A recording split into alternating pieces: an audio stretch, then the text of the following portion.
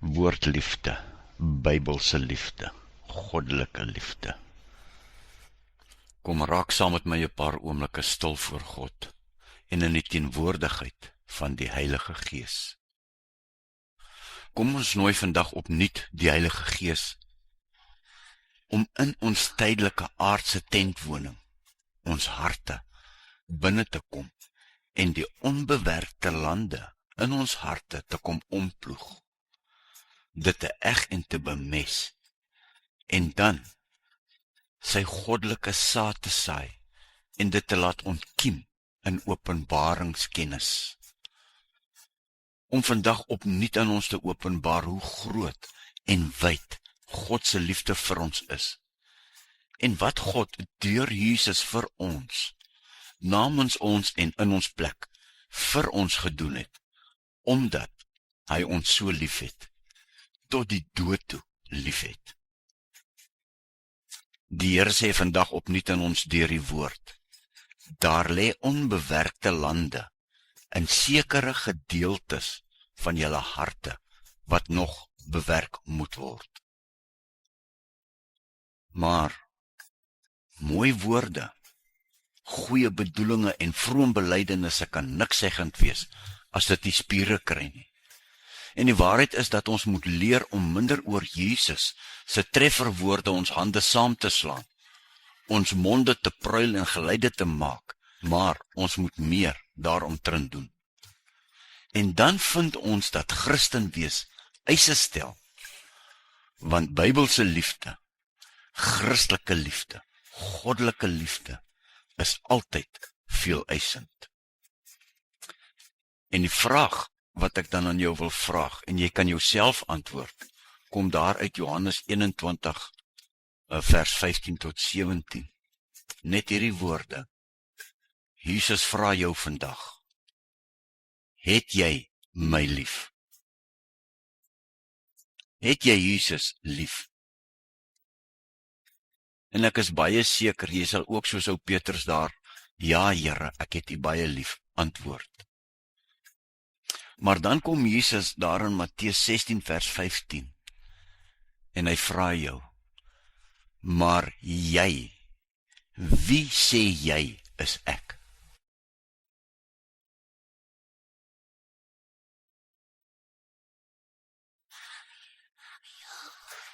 Ek gaan jou 'n paar goeie redes gee, hoekom ons Jesus die eerste plek in ons lewe moet gee.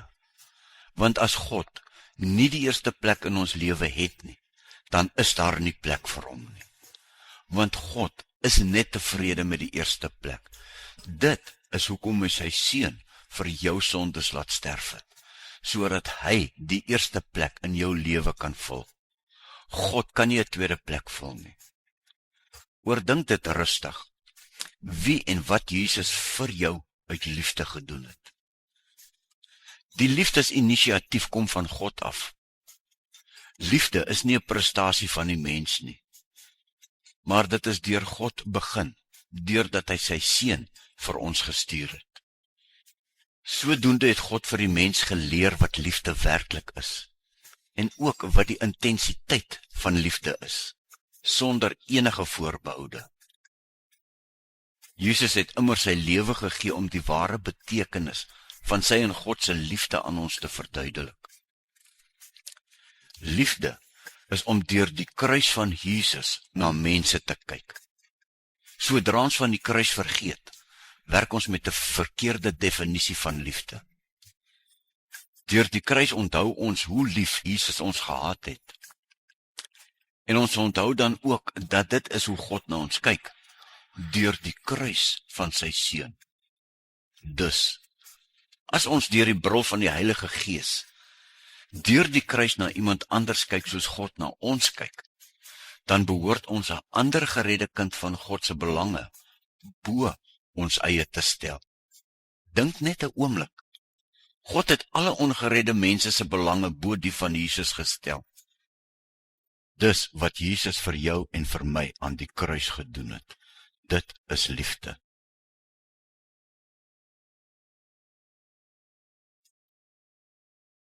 Die woord sê daar in die Lewende Bybel in Hosea 10 vers 12. Julle moet nou die grond omploeg wat ongebruik lê. Laat die gehoorsaamheid aan my bevele die saad wees wat julle saai. Dan sal my getroue liefde die oes wees. Dit is tyd om terug te kom na my, die Here toe, sodat ek redding oor julle kan uitstort, soos vroeë lente reënbuie. En dan sê die Here in Psalm 32 vers 8 verder: Ek wil jou onderrig en jou die pad leer wat jy moet volg. Ek wil jou raad gee en my oog oor jou hou. Dit is liefde. Met hierdie opsomming praat ek nie sonder goed nie, maar ek gee net God se woord, soos Jesus ons in die genade dispensasie beloof.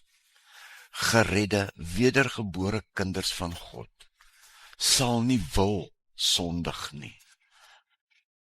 Ek herhaal dit. Geredde, wedergebore kinders van God sal nie wil sondig nie. Ek kan wel op 'n syspoor beland en God se reguit pad vir 'n tyd verlaat en godloos voel. Maar weet asseblief dat God ons nooit, maar nooit sal verlaat nie. Johannes 8 vers 48 verklaar die volgende: Gehoorsaamheid is 'n proses wat aan en aanhou. Daarom moet ons God voortdurend om vergifnis vra as ons sonde doen. As Jesus sê dat mense wat glo nie sal sterf nie, verwys hy nie na die dood van die liggaam nie, maar na geestelike dood. Diegene wat hom volg, het die belofte van die ewige lewe. Dit is liefde. Ek vertrou die Heilige Gees om nou die onbewerkte akkers in ons harte nou te bewerk en te bemes. Ek vertrou die Heilige Gees om die woord lewendig te laat uitspruit met dit wat gaan volg. My vraag is dit: hoe word 'n mens 'n Christen en weergebore? En Paulus sê dit baie mooi daar in Romeine 10 vers 9. Wat is liefde? As jy met jou mond bely dat Jesus die Here is, en as jy met jou hart glo dat God hom uit die dood opgewek het, sal jy gered word. Met die hart glo ons, en ons word vrygespreek, en met die mond bely ons, en ons word gered. Dit is liefde. Vra jouself en antwoord jouself bietjie hierop. Is jy na aanleiding van die skrifgedeelte in Romeine 10 vers 9 wat ons nou net gelees het, gered en weergebore? Dit verseker ek julle, as iemand my woorde ter harte neem, sal hy in alle ewigheid nooit sterwe nie. Dit is liefde. Nou, indien daar dalk nog twyfel bestaan, neem jou Bybel en lees weer 'n keer Johannes 5 vers 24. Jesus sê self daar in sy eie woorde, dit is Jesus self wat daar praat. Hy sê, dit verseker ek julle. Dit verseker ek julle. Wie luister na wat ek sê, en in hom glo wat my gestuur het die ewige lewe. Daar staan nie ons sal dit eendag beerf het nie, of eers na ons dood kry nie. Daar staan, het die ewige lewe, nou, die toekomstige tyd. Hy word nie veroordeel nie, maar het reeds uit die dood na die lewe oorgegaan. Dit is wat in Johannes 5 vers 24 staan. Hy word nie veroordeel nie, maar het reeds uit die dood na die lewe oorgegaan. En die verklaring van Johannes 5:24 sê, die verlossingsplan vir die mens word voltrek in die eenheid van die Vader en Seun. Wie gehoorsaam is aan wat die Seun sê, en ook die Vader aanvaar wat hom gestuur het het alreeds die ewige lewe. Dit is geleë in gemeenskap met die Vader en die Seun, alreeds in die hede. So iemand se oordeel is reeds voltrek, en hy het reeds uit die dood na die lewe toe oorgegaan. Kan dit dan duideliker vir ons gestel word? Dis nie my woorde nie. Dit is die woorde wat ek uit die woord van God uitlees, die verklaring van Johannes 5:24. Ek het alreeds uit die dood na die lewe toe oorgegaan. So wat dink jy? Wat dink jy volgens Johannes 5:24? Het jy alreeds nou die ewige lewe deur genade ontvang? Of gebeur dit eers daar iewers in die toekoms? Of dalk as jy eendag dood gegaan het of wanneer ook al? Dit is liefde. Dalk voel jy nog steeds 'n bietjie onseker. Ek wil jou nie oortuig van redding en wedergeboorte nie, en ek wil jou ook nie oortuig wat die woord sê nie. Ek sê vir jou wat in die woord geskrywe staan, want dit is deur die Gees van God geïnspireer en op papier neergesit vir ons om te lees, en dan sal die Heilige Gees hierdie dinge aan jou openbaar. Neem jou Bybel nou en dan lees jy weer 'n keer Johannes 3, vers 14 tot 18. Lees hierdie gedeeltes wat ek vir jou gee stadig. Gee die Heilige Gees kans om dit vir jou oop te maak. Gee die Heilige Gees kans om daardie onbewerkte stukkie akker in jou hart oop te maak, te bewerk, te bemes, en dan die saad, die woord, in diepte, in te plant, sodat hy dit openbaar die oomblik wat dit ontkiem, en dan opkom, en groei. Wat is liefde? Johannes 3, vers 14 tot 18. God het die wêreld so lief gehad, dat hy sy enigste seun gegee het, sodat die wat in hom glo, nie verlore sal gaan nie, maar die ewige lewe sal hê. Wie in hom glo, word nie veroordeel nie. Dis wat daar in vers 18 staan. God sê, wie in hom glo, word nie veroordeel nie. Maar wie nie glo nie, daardie persoon is reeds veroordeel, omdat hy nie in die enigste seun van God glo nie. Luister, dit is nie deur jou toedoen of goeie werke dat jy nie verlore sal of kan gaan nie. Dis genade op genade, omdat dit die wil van God was nog lank voor die grondlegging van die aarde. Jesus sê self met sy eie woorde daar in Johannes 10, vers 28 tot 30. Ek gee hulle die ewige lewe, en hulle sal in alle ewigheid nooit verlore gaan nie, want ek en die Vader is een. En daarom sê ek, moenie in die verlede vashak nie. Jy kan dit onmoontlik nie verander nie. Dit is liefde.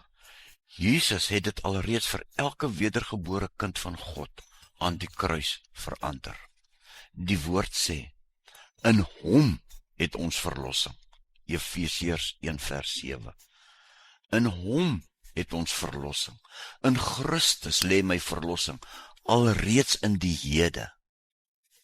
En dan kyk ons Johannes 3 vers 36, hy wat in die Seun glo, het die ewige lewe. Ek persoonlik glo in die Seun van God. Dus het ek volgens die woord en die beloftes in die woord alreeds die ewige lewe deur God se genade en Jesus se kruisdood vir my sondes ontvang. Johannes 3 vers 18. Hy wat in die Here Jesus glo, word nie veroordeel nie. Dit is liefde. Dis wat Jesus vir jou en vir my aan die kruis gedoen het. Dit is liefde. Omdat ek glo, sal ek nie veroordeel word nie. Want Christus is in my en ek is in hom. Dit getuig die Heilige Gees. Want, sê Petrus in 1 Petrus 1 vers 23, julle, ek is immers weergebore, nie uit verganklike saad nie, maar uit onverganklike saad, die lewende en ewige woord van God. Ek kan dit nie genoeg beklemtoon wat Jesus sê nie. Wie in my glo, Johannes 6 vers 47, het die ewige lewe. Nou, hoeveel keer moet die woord vir ons vertel? Ons is alreeds vergewe. Ons sondes is alreeds vergewe. Jesus het alreeds aan die kruis met dit afgereken. En ek het die ewige lewe. En ek sal nie veroordeel word nie. Maar kom ons gaan aan. Ons kyk wat die woord verder sê. Selfs ou Johannes het gesê, daar in 1 Johannes 5 vers 13. Dit het ek geskrywe aan julle wat glo in die naam van die Seun van God, sodat julle kan weet dat julle die ewige lewe het. Dit is liefde. Die verklaring van 1 Johannes 5 vers 13 verklaar dan die volgende, dat die vers beskryf die doel van 1 Johannes, naamlik dat die leser sekerheid moet hê oor die besit van die ewige lewe. Kan jy dit hoor? 1 Johannes 5 vers 13 wil ek weer vir jou lees. Die verklaring sê, die vers, dis nou 1 Johannes 5 vers 13, beskryf die doel van 1 Johannes, naamlik dat die lesers sekerheid moet hê oor die besit van die ewige lewe. As nie iets wat ek kan doen om in die hemel te kom. Daar is nie iets wat ek kan doen om God se liefde vir my sterker te maak nie, of beter te maak. Nou, sê die verklaring verder, daarom hoef ons nooit oor die sondes, waarvoor ons alreeds vergifnis ontvang het, te loop en top nie, want die Here vergewe en vergeet. Ons is so geneig om die verlede op te rakel, maar hy doen dit nie, want hy het dit uitgevee, hy het dit uitgewis. Die woord sê daar in Psalm 103 vers 12, so ver as die ooste van die weste af is, so ver verwyder hy ons oortredinge van ons af. Want God weet waarvan ons gemaak is. Hy hou dit in gedagte dat ons net stof is. En dit is die rede hoekom God ons 'n nuwe verbond gegee het. Omdat hy weet waarvan ons gemaak is, van stof. Ons lewe nou in die nuwe verbond. Ons lewe vandag in die genade dispensasie. Genade dispensasie is, van dat Jesus opgevaar het die hemel toe, tot sy wederkoms as hy terugkom aarde toe. En hierdie verbond, God se woord, word op sy kinders, op ons harte, en in ons gedagtes geskryf, en nie op kliptafels nie. Jesus sê met die beker na die maaltyd daar in Lukas 22:20, hierdie beker is die nuwe verbond. Hier stop Jesus mos nou die ou verbond. Hy sê dan, hierdie beker is die nuwe verbond, beseël deur my bloed, wat vir julle vergiet word. En almal wat Jesus aangeneem het, is nuutgebore. Nie môre nie, nie volgende jaar nie, nie eers as ek sterwe nie, nie die dag as God my lewensdraad knip nie, maar die oomblik wat ek met my mond bely dat Jesus die Here is, en met my hart glo dat God hom uit die dood opgewek het, daardie oomblik sê Jesus sal ek gered word. Dis wat Romeine 10 vers 9 mos gesê het. Daardie oomblik word ek weergebore, nie uit verganklike saad nie, maar uit onverganklike saad, uit God gebore. Uit God gebore met onverganklike saad, in my geplaas deur die Heilige Gees. 1 Petrus 1 vers 23 en Johannes 1 vers 12 tot 13. Dis wat daar geskrywe staan. Dit is liefde. Die verklaring van Johannes 3 vers 16 sê dan ook die volgende. Dit gebeur, dat mense wat probeer om van hulle vrese los te kom, dikwels op hulle self, hulle geld, of hulle goeie werk, of hulle besittings, of hulle kerke staat maak. God is egter die enigste wat ons kan red van hierdie een groot saak, naamlik vrees vir die ewige oordeel.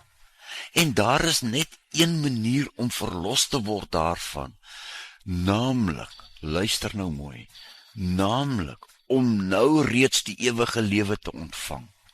Om nou reeds die ewige lewe te hê, beteken om alreeds geoordeel te wees. As Jesus praat van mense wat nie glo nie, in Johannes 3 vers 18, dan verwys hy na diegene wat hom ignoreer en heeltemal verwerp. Dan praat hy nie van diegene wat soms oomblikke van twyfel beleef nie. En verder verklaar Johannes 5 vers 24 die volgende. Die ewige lewe is 'n resultaat wanneer 'n mens Jesus Christus as jou verlosser aanneem. Die ewige lewe is die toekomstige erfenis wat iemand nou reeds ontvang. Dit is om in 'n innige verhouding met die Vader en die Seun te leef. Volgens Johannes dui ewige lewe nie net op die bestaan na die opstanding nie, maar op die huidige ervaring daarvan in hierdie lewe. Vryspraak word nie verkry deur die wet van God te onderhou nie, maar deur geloof in Jesus Christus. Dit is liefde.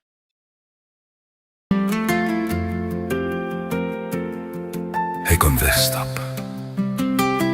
Hy kon alles stop. Maar hy het nie. Hy het gekies om te bly.